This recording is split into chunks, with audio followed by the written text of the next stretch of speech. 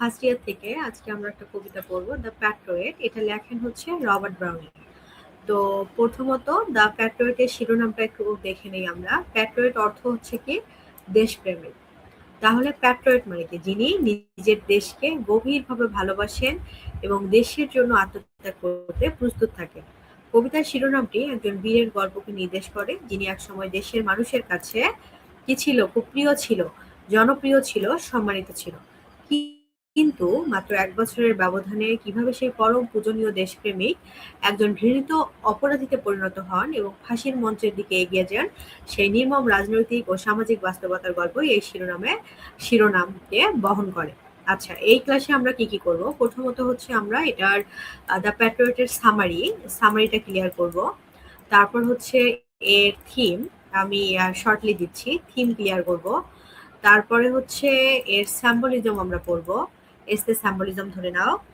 তারপরে এখানে আমরা তোমার প্রশ্ন প্যাটার্নটা দেখবো এবং কিছু প্রশ্ন আমরা সলভ করব। তো আমি আশা করি যদি তোমরা এই ক্লাসটা করো তাহলে এক ক্লাসে তোমরা মনোযোগ দিলেই কোশ্চেন যেভাবেই আসুক তোমরা এখান থেকে শেয়ার করতে পারবা ইনশাআল্লাহ। তো দেখো, আমরা দ্য প্যাট্রিয়টের সেন্ট্রাল থিমটা একটু জেনে নিচ্ছি। মানে মেইন বিষয়বস্তুটা হলো জনমতের চপলতা বা পরিবর্তনশীলতা বা মানুষের চরম অকৃতজ্ঞতা, fickleness of public opinion and human ingratitude. আর যে জনতা কাউকে মাথায় তুলে নাচে কাল স্বার্থের সামান্য পরিবর্তনে বা ভুল বোঝাবুঝিতে, সেই জনতাই তাকে টেনে নিচে নামাতে এবং পাথর ছুঁড়ে মারতে কি করে না? দ্বিধা করেন না। ওকে, এখন দেখো দ্য প্যাট্রিয়টের শর্ট সামারিটা জেনে নেবো। খুব মনোযোগ দাও যারা পড়াচোর আছো, ঠিক শর্ট সামারিটাই এনাফ হবে তার জন্য। ঠিক এখানে আমি একটু বলে দিচ্ছি, দুটা বিষয় দেখতে পারবো। ১ বছর আগের বিষয় দেখতে পারবো, যখন কবিকে সবাই খুব বেশি ভালোবাসতো, সম্মান করতো, শ্রদ্ধা করতো, ভাবছিল সে দেশপ্রেমিক। অ্যাট দ্য সেম টাইম আমরা কিছু পর মানে ১ বছর পর টোটালি চেঞ্জ দেখতে পারবো। কিরকম চেঞ্জ?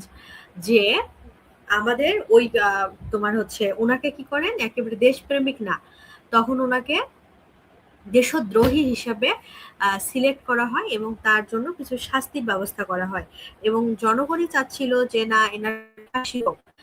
এই দুইটা বিষয় যদি তুমি মাথায় রাখতে পারো, প্রথমে দেশপ্রেমিক হিসেবে তাকে কিভাবে সংবর্ধনা দেয়া হয়, তারপর দেশদ্রোহী হিসেবে তার সঙ্গে কিরকম ব্যবহার করা হয়, তাহলেই এনাফ। হ্যাঁ, যেমন যখন তাকে দেশপ্রেমিক হিসেবে সংবর্ধনা দেয়া হয়, গোলাপ আর মাই মাইঠল, হ্যাঁ, মাইঠল এই ফুলটার কথা বলা হয়, যেটা এখানে সিম্বলিজমও দেখতে পারবা। এই বিষয়গুলো তোমাকে জানতে হবে। তো চলো একটু পড়ি। ঠিক ১ বছর আগে এই দিনে কবি, যিনি এখানে দেশপ্রেমিক বা বীর, যখন এই শহরে এসেছিল তখন মানুষ তাকে রাজকীয় সংবর্ধনা দিয়েছিল। পুরো পথ গোলাপ। ও হ্যাঁ, আরেকটা বিষয় বলি, এখানে তোমাদেরকে একটা বিষয় জানতে হবে, তোমরা খাতা কলমে এটা লিখে রাখো, ড্রামেটিক মনোলগ। আজকে আমরা ড্রামেটিক মনোলগের সঙ্গে পরিচিত হব। ড্রামেটিক মনোলগ কি জানো? এটা ফাইনাল ইয়ার ইভেন মাস্টার্স পর্যন্ত তোমার লাগবে। ড্রামেটিক শর্টকাটে লিখতেছি। ড্রামেটিক মনোলগ হচ্ছে যেখানে ধরো এইটা একটা কবিতা, এই কবিতার মধ্যে ২ জন ব্যক্তিকে উপস্থিতি থাকবে, কিন্তু স্পিকার মানে বক্তা আজ থাকবে না, একজন যিনি বলেই যাবেন আর বাকিরা বা যারা মানে অন্যরা শুনেই যাবেন, মানে তারা কোনো কথা বলবেন না, সাইলেন্ট থাকবেন। এটাই হচ্ছে ড্রামেটিক মনোলগ। যেমন আমরা এখানে দেখতে পারবো যে একজন ব্যক্তি বা কবি আমাদের মানে এর গল্প শোনায়, আমরা শুনে যাই, সেটাই হচ্ছে ড্রামেটিক মনোলগ। খুব ইম্পর্টেন্ট, ড্রামেটিক মনোলগটা জানতে হবে, এটা নিয়ে কোশ্চেন আসবে, মাস্ট বি আসবে। আচ্ছা, সো ঠিক ১ বছর আগের এই দিনে কবি কি করেছিল? কবি, যিনি এখানে দেশপ্রেমিক বা বীর, যখন এই শহরে এসেছিল তখন মানুষ তাকে রাজকীয় সংবর্ধনা দিয়েছিল। পুরো পথ কি করেছিল? গোলাপ গোলাপ এবং হচ্ছে আর মাইথল, এক ধরনের সুগন্ধি ফুল দিয়ে ঢাকা ছিল। এই ফুলটার নাম নোট করে নাও। চারপাশে চার্চের চূড়াগুলোতে পতাকা উঠছিল এবং হাজার হাজার মানুষ তাকে এক নজরে দেখার জন্য বাড়ির ছাদে ভিড় জমিয়েছিল। তাহলে দেখো, দেশপ্রেমিক বীর তার জনগণের জন্য এতটাই পাগল ছিলেন যে তিনি বলেছিলেন মানুষ যা চাইবে তিনি তাই এনে দিবেন। এমনকি তিনি মানুষের অসম্ভবকে সম্ভব করতে সূর্যের দিকে হাত বাড়িয়েছিলেন, অর্থাৎ লেফট অ্যাট দ্য সান। কিন্তু মাত্র ১ বছরের ব্যবধানে পুরো দৃশ্যপাট সম্পূর্ণ উল্টে যায়। খেয়াল করো, ১ বছরের ব্যবধানে কিরকম উল্টে যায়? তাকে দেশদ্রোহী বলা হয়। তার হাতে লোহার হাতকড়া, হ্যান্ডকাফ, কপাল বেয়ে রক্ত ঝরছে, কারণ পেছনের উত্তেজিত জনতা তাকে লক্ষ্য করে পাথর ছুটছে। যে মানুষগুলো 1 বছর আগে তার জন্য প্রাণ দিতে প্রস্তুত ছিল, আজ তারাই তাকে ফাঁসির কণ্ঠের দিকে, হ্যাঁ, নিয়ে যাচ্ছে। সো বাড়ির ছাদগুলো সম্পূর্ণ ফাঁকা, শুধু কয়েকজন পক্ষাঘাতগ্রস্ত মানুষ জানালার পাশে বসে তার এই পতন দেখছে। ফাঁসির মঞ্চের দিকে যাওয়ার সময় রেইনকোট ভেজা বৃষ্টির বিট নিজেকে অত্যন্ত একাকী এবং পরাজিত বোধ করেন। তবে তিনি এই ভেবে শান্তি পান যে মানুষ হয়তো তার কাজের সঠিক মূল্যায়ন করেননি এবং তাকে শাস্তি দিচ্ছেন, কিন্তু মৃত্যুর পর পরম করুণাময় ঈশ্বর তার এই আত্মত্যাগের সঠিক বিচার করবেন এবং তাকে পুরস্কৃত করবেন। কবি কেন এই কবিতাটি লিখেছেন আমরা একটু এটা দেখব, খেয়াল করো। কবি মেনলি এখানে কি বলেছেন, যে রাজনৈতিক ক্ষমতা এবং জন পূজার অস্থির এবং অবিশ্বস্ত যে প্রকৃতি এই বিষয়টা নিয়ে উনি সমালোচনা করেছেন, বুঝছো? মানে রাজনৈতিক ক্ষমতা, তারপর জনপূজার অস্থির এবং অবিশ্বস্ত প্রকৃতি। যেমন আমরা দেখতে পারি এখানে একজন লোককে একটা সময় খুব পূজা বলতে খুবই শ্রদ্ধা করা হইতো, আর একটা বছর পর তাকেই দেশদ্রোহী বলে ফাঁসির দাবি করা হচ্ছিল। আচ্ছা, তারপরে কবি এই জিনিসটা আমাদেরকে বোঝাইছেন, এবং এজন্যই লিখেছেন। তারপরে দেখো এখানে মনোযোগ দাও একটু। এখানে কি বোঝাইলো, এখানে বোঝানো হয়েছে যে কিভাবে জনতা এবং একজন নায়ককে দ্রুত খলনায়কে পরিণত করতে পারে। মানে কিভাবে আসলে নর্মালি মানুষ, জনতা, পিপল তোমার হচ্ছে নায়ক থেকে খলনায়কে পরিণত করতে পারে। এবং উনি হাইলাইট করেছে কি তোমার হচ্ছে পলিটিক্যাল যে বিষয়টা আছে, মানে হচ্ছে মানব জীবন ও রাজনীতির তোমার নিহিত মর্মান্তিক পরিহাস এটা তুলে ধরা হয়েছে। তারপরে কি করেছে, আসন্ন যে মৃত্যুর মুখোমুখি এক পতিত নায়কের মনস্তাত্ত্বিক যে বিষয়টা এটা প্রেজেন্ট করেছে। তারপরে হচ্ছে এখানে খেয়াল করো এই জিনিসটা দেখো, উনি কি বলছেন যে তোমার পরম তোমার হচ্ছে সান্ত্বনা হিসেবে উনি কি করেছিল, ঐশ্বরিক ন্যায় বিচার এবং ঈশ্বরের প্রতি বিশ্বাসের ধারণার উপর জোর দিয়েছে। মানে ওনাকে যখন এরকম করা হয়েছিল তখন উনি ভেবেছিলেন আমি তো নির্দোষ, তো আল্লাহ আমাকে অবশ্যই সঠিক কি দেখাবেন, পথ দেখাবেন। মানে আমি মৃত্যুর পর শান্তিতে যাবো আর কি। কবি কি বার্তা দিতে চেয়েছেন, কবি আমাদের কয়েকটি গুরুত্বপূর্ণ বার্তা দিতে চেয়েছেন। মানুষের প্রশংসা ক্ষণস্থায়ী, এক্স্যাক্টলি এটা মাথায় রাখবা, কারো প্রশংসা এত খুশি হওয়ার কিছু নাই। ক্ষমতা রাজনীতি নিষ্ঠুর, জাগতিক পুরস্কারের চেয়ে ঐশ্বরিক বিচার বড়, আত্মবিশ্বাসের জয়। কি ইনফো দেখো, পয়েট রবার্ট ব্রাউনিং জন্মগ্রহণ করেন 1812 সালে এবং মারা যান 1889 সালে। উনি হচ্ছেন ভিক্টোরিয়ান পিরিয়ডের একজন বিখ্যাত কবি বা রিমার্কেবল কবি। পাবলিশড হচ্ছে 1855 সালে। সাবটাইটেল, এটা খুব ইম্পর্টেন্ট, এটা অনেক সময় প্রশ্নে এসে যায় 90%, হ্যাঁ। সাবটাইটেল তোমার হচ্ছে অ্যান ওল্ড স্টোরি, মানে এর মানে এই ধরনের ট্র্যাজেডি বা উত্থান পতন মানব ইতিহাসে নতুন কিছু নয়, এটি একটি পুরনো এবং চিরন্তর সত্যের গল্প। ড্রামা জনরা কি ড্রামাটিক মনোলগ, মানে নাটকীয় ইয়া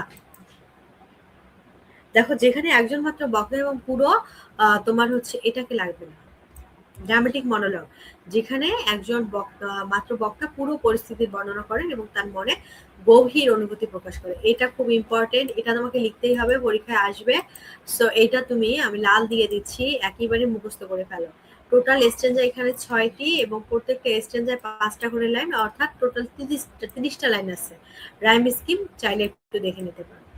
আচ্ছা, আমরা এখন 5টা স্ট্যান্জার মেইন সামারিটা করব। তুমি এই সামারিটা 2-1 যে রিডিং দাও, ভালো করে জানতে পারো, অ্যান্সার পরবর্তীতে আমরা যে প্রশ্নগুলো সলভ করব তোমরা নিজেরাই দেখবা যে পারবা। প্রথম এবং দ্বিতীয় স্ট্যান্জার সামারিটা দেখো। কবিতার শুরুতে তোমার হচ্ছে অতীতের গৌরব এবং রাজকীয় সংবর্ধনা, অর্থাৎ কবিতার শুরুতে তোমার হচ্ছে দেশপ্রেমিক বক্তা তার 1 বছর আগের সোনালী স্মৃতির কথা বর্ণনা করেন।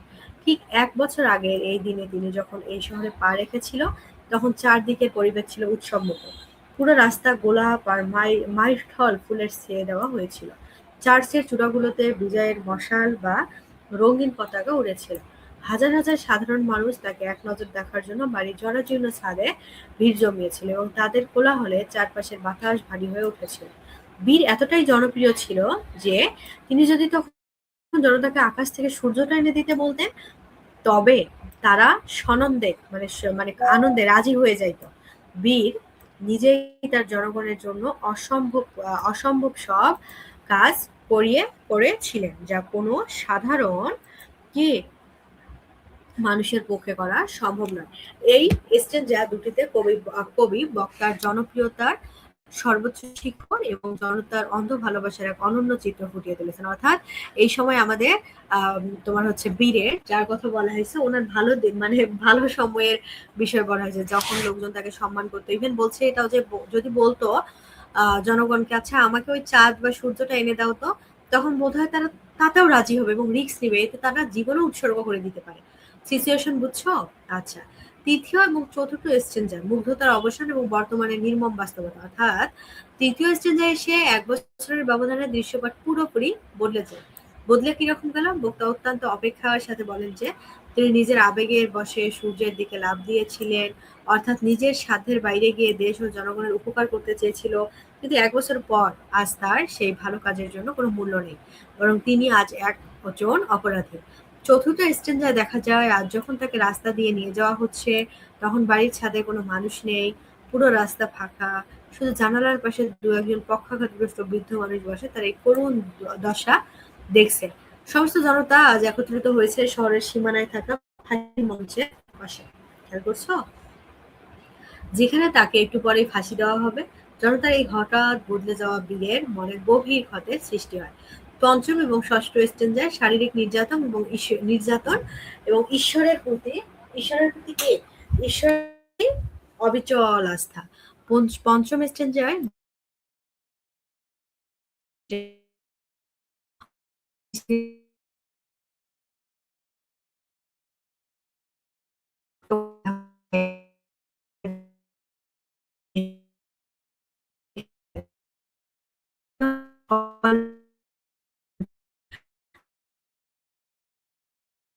আছে তারা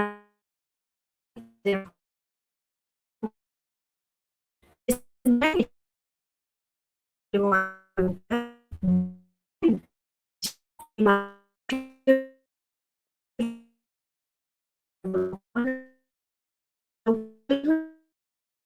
পৃথিবীর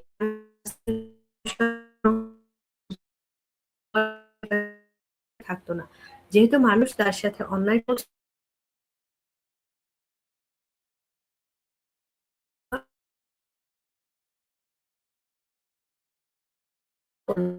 তার আসন্ন মৃত্যুকে হাসি মুখে।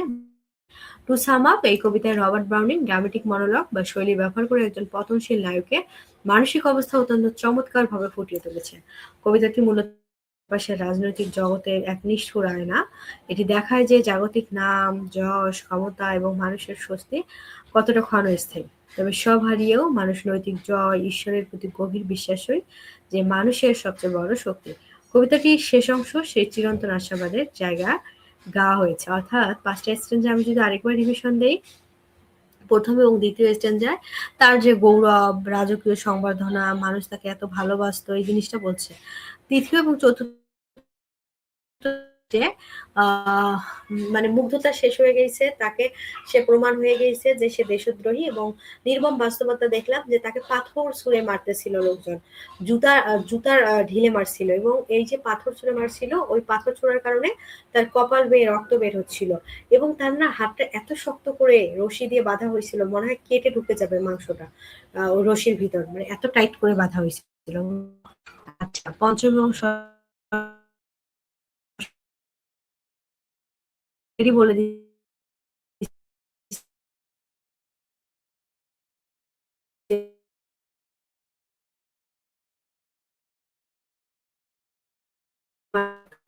অবস্থা হলো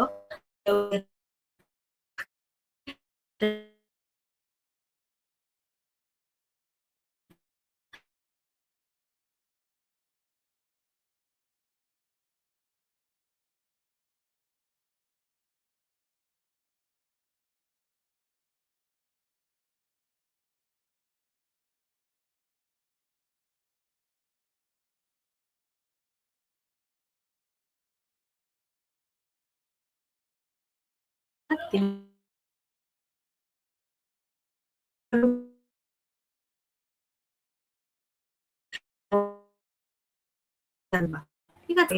যে জাগতিক নাম, যশ, ক্ষমতা এবং মানুষের অস্তিত্ব কতটা ক্ষণস্থায়ী তবে সব হারিয়েও মানুষের নৈতিক জয় এবং ঈশ্বরের প্রতি গভীর বিশ্বাসেই যে মানুষের সবচেয়ে বড় শক্তি। কবিতাটির শেষ অংশে সেই চিরন্তন আশা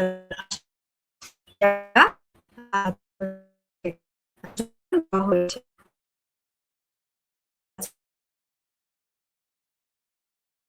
শিক্ষা বা পরিবর্তন ছিল। তো এই যে একটা সময় এত ভালোবাসতো, পরে পাথর ছুঁড়ে মারতে তখন খুশি হবে।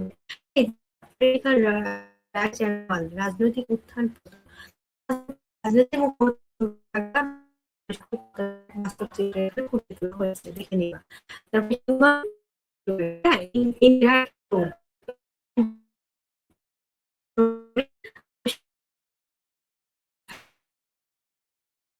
বড় দিক।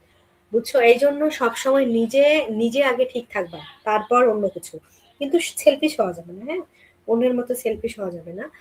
কিন্তু এমনও হওয়া যাবে না তোমার তোমার নিজের কিছু নাই, নিজের পড়াশোনা বাদ, নিজের কাজকর্ম বাদ, শুধু অন্যের দাসত্ব করেই যাচ্ছে, এটা করা যাবে না। নিজের জায়গাটা ঠিক রাখতে হবে।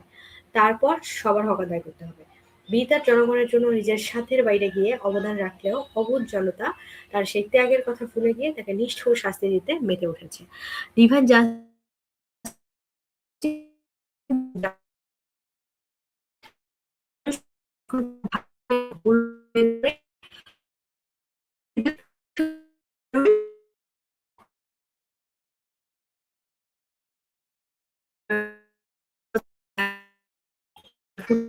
হ্যাঁ, এই ফুলটা খুব ইম্পর্টেন্ট। ফুলটার নাম তোমরা নেও মার্টেলস।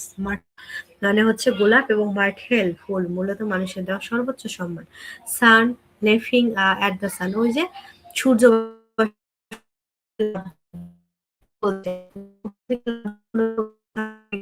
বাইরে গিয়ে অসম্ভবকে জয় করার চেষ্টা, এবং গ্রিক ট্র্যাজেডির মতো নায়কের অতি উৎসাহের প্রতীক। স্টোন স্যাম্বল, স্টোন কি বীরের দিকে ছুঁড়ে মারা পাথর।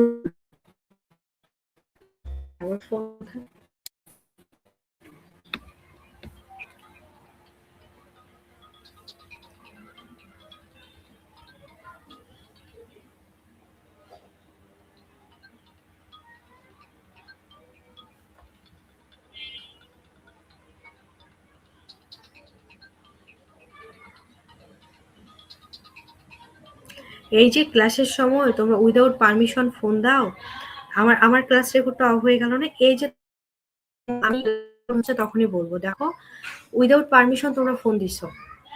ইমার্জেন্সি সিচুয়েশনে বলো যে আপু একটু কথা ছিল, আপনি ফ্রি হয়ে আমাকে কল দিয়েন। উইদাউট পারমিশন ফোন দেওয়া যাবে না বাবা। দেখো অবশ্যই আপু আছে তোমাদের হেল্পের জন্য, আগে একটা টেক্সট দিতে হবে। খুব ইমার্জেন্সি হলে আপু ইমিডিয়েটলি একটু কথা বলতাম, আমি তো ক্লাস রেকর্ডে আছি, এই যে তোমাদেরই ক্ষতি হয়ে গেল। দ্য রেইন স্যাম্বল, তাও ভালো হোয়াটসঅ্যাপে, আমি ফোন দিয়ে রেকর্ড করতেছি। রেইনটা কি? এটা হচ্ছে তোমার কবিতার শেষের বৃষ্টি, মূলত বীরের বিষণ্ণতা, পরাজয়ের শীতল বাস্তবতা এবং তার চারপাশে এক অন্ধকার এবং মৃতপুরীর পরিবেশের প্রতীক। আচ্ছা, এখন আমরা কিছু কোশ্চিন ফরম্যাট দেখবো। নিউ কোশ্চিন ফরম্যাট কেন? কারণ তোমাদের সিলেবাস তো চেঞ্জ। আচ্ছা, এখানে লিটারেরি জনরা এবং হিস্টোরিক্যাল ইমেজারি থেকে প্রশ্ন আসবে। দেখো context of public opinion and time, তারপর হচ্ছে ইমেজারি অফ তোমার হচ্ছে হিউমিলেশন অ্যান্ড পানিশমেন্ট। এভাবেই এখানে আমার কয় সেট আছে? 5 সেট প্রশ্ন আছে। আমি জাস্ট তোমাদেরকে দেখাচ্ছি, তোমরা একটু থামাই থামাই ভিডিওটা, বাংলা তো না, প্রশ্নটা দিবে। দেখো ফার্স্ট প্রশ্ন কি এসেছে, what is a dramatic monologue? Dramatic মনোলগের সংজ্ঞা দাও। ঠিক আছে, ড্রামেটিক মনোলগের সংজ্ঞা মানে ড্রামেটিক মনোলগ কি? এমন একটি কবিতা যেখানে একজন বক্তা কোনো নির্দিষ্ট পরিস্থিতিতে অন্য একজন নীরব শ্রোতাকে উদ্দেশ্য করে নিজের চিন্তা, অনুভূতি এবং চরিত্র প্রকাশ করে। আচ্ছা, একটা বিষয় বলি, সেটা হচ্ছে এখানে জাস্ট ক্লিয়ার একটা আইডিয়ার জন্য আমি দিছি। প্রশ্নে কি চাইছে, কিভাবে অ্যান্সার করবো এটা বোঝাবো। আর প্রত্যেকটারই আলাদা শিটে সুন্দর করে প্রশ্ন দেওয়া আছে। এগুলো নিয়েও আমাদের ক্লাস হবে ইনশাল্লাহ। Describe to the Patriot as a dramatic monologue, যেহেতু 4 মার্কের, এটা তো অবশ্যই 5 পেজ করতে হবে, 4 থেকে 5 পেজ। আর এখানে 2 মার্ক, তো এখানে তোমার 1.5 পেজ করলে বেটার হবে। আচ্ছা, how does the poem the Patriot portray করে আলটিমেট ফেট অফ প্যাট্রিয়ট? অর্থাৎ প্রশ্নে কি চেয়েছে, কবিতায় একজন দেশপ্রেমিকের শেষ পরিণতি কিভাবে দেখানো হয়েছে? কিভাবে দেখানো হয়েছে, তাকে মৃত্যুর জন্য সবাই ওয়েট করতেছে, এই জিনিসগুলো তুলে দিবা। তার পরিণতিটা কি হইলো, এবং সে ভাবতেছে যে গড আমাকে নিশ্চয়ই ক্ষমা করবে কারণ আমি নির্দোষ। তারপরে খেয়াল করো, তোমার হচ্ছে এখানে প্রশ্নে কি চেয়েছে, সবসময় চেষ্টা করবো প্রশ্নে কি চেয়েছে এই জিনিসটা বোঝানোর জন্য। What was thrown the path of ফ্যাট্রেট এক্স্যাক্টলি অন 1 year ago, অর্থাৎ 1 বছর আগে জনগণ পথে কি ছুড়ে দিয়েছে এটা লিখতে হবে। কি ছুড়ে দিয়েছিল? গোলাপ। 1 বছর আগে গোলাপ ছুড়ে দিয়েছিল তার কারণ, এবং মিঠাল ফুল ছুড়ে দিয়েছিল। ঠিক আছে, মিঠাল হবে না, মার্টেল হবে। মার্টেল ফুল ছুড়ে দিয়েছিল। তারপরে প্রশ্নটা দেখো যে 1 বছর আগে এবং বর্তমান দিনের জনগণের আচরণের পার্থক্য। এই যে সামারি জানো না, মানে তুমি বুঝতেছো কি হবে অ্যান্সার। সামারিটা আমার উপরে যে পড়ে আসো বুঝতেছো, তার মানে তোমাকে ছোট ছোট ইংলিশ সেন্টেন্স করে করে লিখতে হবে। এখন এই সামারিটা পড়ার পর তোমার কাজ হবে নিজে নিজে ইংরেজি ছোট ছোট সেন্টেন্সে লেখার প্র্যাকটিস করা টাইম করে, তাহলে এক্সামে খুব উপকার হবে। সো এইভাবে তুমি প্রশ্নগুলো দেখে নিবা, সেটগুলো দেখে নাও। এই যে কি চেয়েছে, কিভাবে অ্যান্সার, এটা আসলে দেখো তোমরা একটু থামায় থামায় রিডিংটা পড়ে নিবা। দেখছো, এভাবে পড়ে নিলেই হয়ে যাবে। প্রশ্নে কি চেয়েছে, মার্ক থেকে পেজ পেজ বাড়াটা। 2 মার্কের জন্য রেড পেজ লিখে নাও, 1.5 পেজ, তার মানে যথেষ্ট লিখতে পারো সুন্দর করে। 3 মার্কের জন্য 2 পেজ থেকে 2 পেজ বা 2 পেজ, এবং হচ্ছে আর 1 পেজে 3 ভাগের 1 ভাগ, আড়াই পেজের একটু কম। তারপরে হচ্ছে এভাবেই লিখবা। 5 পেজের জন্য, 5 মার্কের জন্য তোমাকে অবশ্যই 5 5.5 পেজ লিখতে হবে। কম